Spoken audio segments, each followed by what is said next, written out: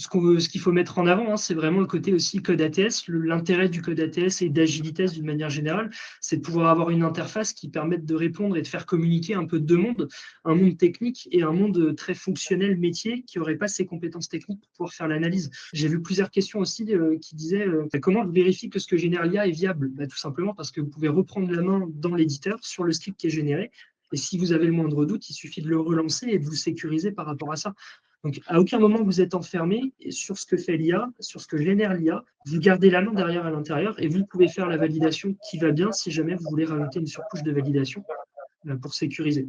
Voilà. Quand vous devenez client Agilitest, vous bénéficiez d'un support à l'utilisation de l'outil et à l'utilisation de l'IA. On commence à fournir du support à nos clients à ce sujet-là.